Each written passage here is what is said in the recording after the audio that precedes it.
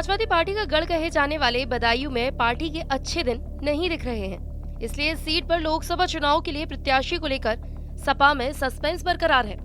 बदायूं लोकसभा क्षेत्र की विधानसभा गुन्नौर के सम्मेलन में शिवपाल यादव ने कहा था कि मैंने बेटे आदित्य के नाम का प्रस्ताव सपा अध्यक्ष को भेज दिया है। वहीं दूसरी तरफ शिवपाल यादव ने बेटे आदित्य के बदायूं लोकसभा के चुनावी रण में कूदने के संकेत भी दिए हैं। उन्होंने कहा कि बदायूं की जनता अब पढ़े लिखे युवा को मौका देना चाहती है। दरअसल सपा महासचिव शिवपाल यादव ने अपने बेटे आदित्य यादव के बदायूं लोकसभा सीट से चुनाव लड़ने की इच्छा जाहिर की थी। हालांकि उन्होंने ये भी कहा था कि इस पर आखिरी फैसला सपा अध्यक्ष अखिलेश यादव को ही लेना होगा। लेकिन अखिलेश यादव की तरफ से कोई भी फैसला आने से पहले ही शिवपाल के बेटे आदित्य यादव ने बदायूं लोकसभा क्षेत्र में अपनी सक्रियता और बढ़ा दी है। यहाँ तक कि आदित्य यादव ने सपा लोकसभा प्रत्याशी के कार्यालय का उद्घाटन भी कर दिया है, जहां पर सपा के कार्यकर्ताओं ने आदित्य यादव का फूल मालाओं से जमकर स्वागत किया। और इस दौरान आदित्य यादव ने कहा कि सपा की सरकार में बदायूं में विकास हुआ। लगातार हम लोग के समाजवादी पार्टी का बदायूं लोकसभा के अंदर आदरणीय शिवपाल सिंह जी के लिए वोट की अपील की जा रही है। और उसके साथ साथ अभी पिछले 3 से 4 दिनों हम लोगों ने कार्यकर्ता सम्मेलन किया था। और उस सम्मेलन के अंदर जब जनता से बात हुई तो ये जनता से मांग उठी है कि हमारे नाम की मांग उठी। लेकिन ऐसा कोई प्रस्ताव पारित अभी नहीं होके गया है, लिखित में कोई इसकी बात नहीं हुई है। और ये सिर्फ चर्चाएं हैं। आगे पार्टी का जो भी निर्णय होगा, पार्टी ने निर्णय वैसे भी अभी करा हुआ है कि आदरणीय शिवपाल सिंह यादव जी चुनाव लड़ेंगे यहाँ से, तो इससे कोई फर्क नहीं पड़ता। जो भी चुनाव में होगा हम लोग उसको। आदित्य यादव ने पत्रकारों के सवालों का जवाब देते हुए कहा कि समाजवादी पार्टी को यहाँ तक पहुँचाने के लिए सभी नेताओं और कार्यकर्ताओं का अहम रोल है। बदायूं की जनता ने हमेशा से ही समाजवादियों को अपना प्यार दिया है। यहाँ की जनता ने इस सीट से कई बार सपा के प्रत्याशियों को जिताया है।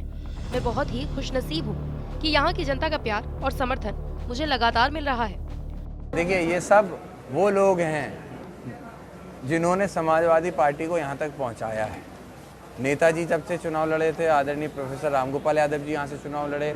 बड़े भाई हमारे आदरणीय धर्मेंद्र यादव जी 2-2 बार यहाँ से सांसद रहे और बहुत ऐतिहासिक जीत उनकी रही है। तो बदायूं की जनता ने अपना प्यार इसने समाजवादियों को हमेशा दिया है। तो मैं समझता हूँ, मैं खुशनसीब हूँ कि ये प्यार और ये समर्थन अगर मुझे मिल रहा है तो मैं अपने आप को खुशनसीब समझता हूँ। उन्होंने आगे जवाब देते हुए कहा कि अगर बदायूं से शिवपाल यादव चुनाव लड़ते हैं तो उनको उसी हिसाब से एक प्रोटोकॉल के तहत जनता के बीच ले जाया जाएगा। वो एक सम्मानित और देश प्रदेश के बड़े नेता हैं। रही बात हमारी, तो हम तो डोर टू डोर जाकर प्रचार कर रहे हैं। मेरे टिकट के बारे में अभी मुझे कुछ नहीं पता, अपने लिए कुछ सोचा ही नहीं है। हम तो अपनी पार्टी के लिए लगातार प्रचार कर रहे हैं। धर्मेंद्र यादव जी ने वहाँ गुन्नौर में कहा कि अगर चाचा लड़ेंगे तो थोड़ी सी हिचक होगी, लेकिन अगर आदित्य लड़ेंगे तो मुझे लड़ाने में बड़ा जी मजा आएगा, सरलता रहेगी। तो आपको क्या लगता है? अरे बिल्कुल, आप बताइए, जो परिवार के बड़े हैं उनके लिए तो सिर्फ वोट के सम्मान में उनके वोट की अपील कर सकते हैं, प्रचार कर सकते हैं। अगर उनका छोटा होगा तो हाथ पकड़ के लेके चले जाएंगे कि चलो यहाँ घूम। तो एक उस तरीके से उन्होंने इस बात को रखा कि अगर आदरणीय शिवपाल सिंह जी लड़ते हैं तो वो सम्मानित है, उनको उसी हिसाब से एक प्रोटोकॉल के साथ उनको लोगों के बीच ले जाया जाए, क्योंकि बड़े नेता हैं, देश के प्रदेश के बड़े नेता हैं। और जहाँ तक हम लोग की बात है तो हम लोग तो डोर टू डोर अभी प्रचार कर रहे हैं और यही प्रचार ऐसे ही चलता रहेगा। चाचा ने, आपके पिताजी ने क्या चर्चा कर ली है अखिलेश यादव जी से कि आपको टिकट फाइनल कर दिया जाए? इसके बारे में मुझे अभी तक कुछ भी इसके पता नहीं है। अभी वो गई भी मैनपुरी है। मैनपुरी में आदरणीय डिम्पल यादव जी के लिए, जो कि मैनपुरी से चुनाव लड़ रही, तो उनके प्रचार में गए हुए हैं। लखनऊ वो गए नहीं है, राष्ट्रीय अध्यक्ष जी इस समय लखनऊ में है। और बात होती है नहीं होती है, अभी हम लोग उस चीज़ को देख ही नहीं रहे हैं। हमारे लिए तो जैसे अर्जुन के लिए जो मछली की आँख थी, हमारे लिए तो मछली की आँख इस समय बदायूं है। तो हम तो जनता के बीच बदायूं हैं। आदित्य यादव ने कहा, शिवपाल यादव ने मुझे चुनाव लड़ाने के लिए कहा है, उसका मैं सम्मान करता हूँ। वो मेरे पिता हैं और बड़े हैं, वो उनका मेरे लिए प्यार है। लेकिन पार्टी का निर्णय शीर्ष नेतृत्व को ही लेना है। जो भी शीर्ष नेतृत्व का मेरे लिए आदेश होगा मैं उसका पालन करूंगा। वहीं उन्होंने भारतीय जनता पार्टी पर हमला बोलते हुए कहा कि सीएम योगी मैनपुरी में उपचुनाव में गए थे और वहां उन्होंने कहा था कि यहां से सपा के प्रत्याशी को हरा देंगे। वहां बीजेपी का क्या हाल रहा? ऐसे ही घोषी उपचुनाव में भी बीजेपी की बड़ी हार हुई थी।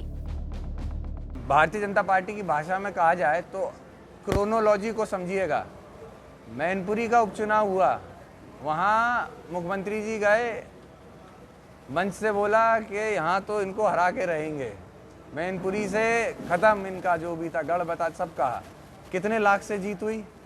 1.5 लाख से ज़्यादा से जीत आदरणीय डिम्पल यादव जी की हुई। घोसी उपचुनाव हुआ, घोसी उपचुनाव के अंदर 30 मुख्यमंत्री, 2 डिप्टी सीएम, पूरा प्रशासन लगा रहा। 10-12 दिन पहले आदरणीय शिवपाल सिंह जी गए और उनके साथ साथ समाजवादी पार्टी का जो पूरा नेतृत्व है वो वहाँ पहुँचा और उसने वहाँ पे घोसी में एक बार फिर समाजवादी का झंडा गाड़ के दिखाया। तो आप क्रोनोलॉजी समझ लीजिए कि आने वाले समय में बदायूं में क्या होने वाला है। कोई भाग के यहाँ से नहीं जाने वाला। यहाँ पे अगर रहेगी तो समाजवादी पार्टी रहेगी। गठबंधन कितनी सीटें यूपी में जीतेगा? इंडिया गठबंधन आने वाले समय में मैं समझता हूँ मोर देन 60 सीट्स जीतने जा रहा है। यहाँ बता दें कि बदायूं की जनसभा में सीएम योगी ने शिवपाल यादव पर मंच से तंज कसते हुए कहा, सपा के एक प्रत्याशी तो भाग गए, अब चाचा भी भागने की तैयारी में है। अगर सपा बदायूं लोकसभा सीट के लिए प्रत्याशी बदलती है तो माना जा रहा है कि तीसरे प्रत्याशी के रूप में आदित्य यादव सपा का चेहरा हो सकते हैं।